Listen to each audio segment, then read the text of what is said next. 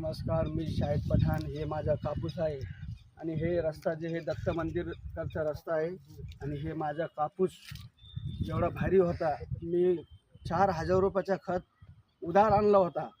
हे माझा सगळं कापूस वाटोळा झाला आणि सरकारला विनंती आहे की माझ्या कापसाचं काहीतरी आंदोलन करा.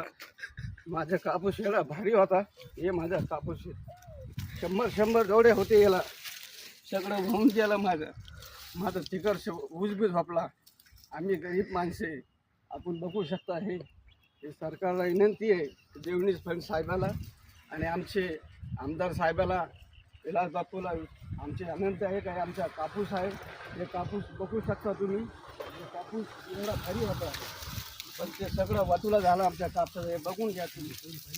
आम्हाला शेती कमी आहे, आम्ही हातवरचे माणसे आहे. आणि हे बघू शकता किती पाय चालले आतमध्ये. हे बघा, हे झाडा किती माल होता. 100 जोडी होती, सगळे वाहून गेलं. आमचा टोनातला घास वाहून गेला सगळं. फक्त आमचे देवणीस फड साहेबाला विनंती आहे का आम्हाला म्हणजे आम्हालाच नाही, सगळे शेतकरीला काहीतरी अनादून तुम्हाला द्यायला पाहिजे. फक्त एवढी विनंती आहे.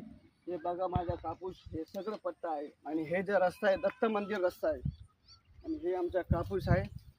मी शाहिद पठाण, नवगाव तालुका पैठण, जिल्हा औरंगाबाद. हे ग्रामीण भागला एक माणूस आहे. मी शेतकरी आहे, मला थोडी जमीन आहे, पण आमच्या परिस्थिती अशी आहे का आम्ही खत जे आणला होता आत्तापर्यंत त्याचे पैसे आम्ही दिलं नाही.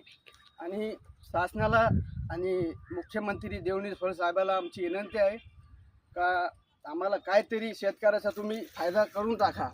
आमचे अजितदादा पवार साहेब, एकनाथ शिंदे साहेब आणि आमचे पैठण तालुक्याचे सरपंच आणि आमचे नावगावचे सरपंच मनोज भैयाजी गायके आणि आमचे बाप्पू पैठण निबाणसाहेबचे आमदार विलास बाप्पू भुमरे यांनी काहीतरी शेतकरीचा, आपली ग्रामीण भागाचा काहीतरी आपली मदतसारखं आपला जशी लक्ष द्यावायला पाहिजे.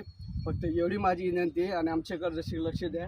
हे आमचा कापूस बघा तुम्ही, आतमध्ये या आणि पूर्ण बघून घ्या. हे किती माल होत आहे. हे असा माल आपल्या अन्नाच्या पोटामध्ये गेला म्हणजे आपला कसतरी वाटत आहे.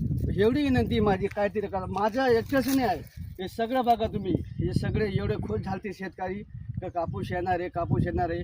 पण नाथसागर पैठणच्या जवळ 3 लाख पाणी सुटला, तो आमची थरथर आमच्या घरामध्ये पाणी घुसला असं जशी. पण हे कापसे पूर्ण गेले. फक्त सरकारला विनंती आहे का आमचे शेतकरी बांधाचा काहीतरी तुम्ही नुकसान भरपाई द्यावे, हेच आमची विनंती आहे. जय महाराष्ट्र.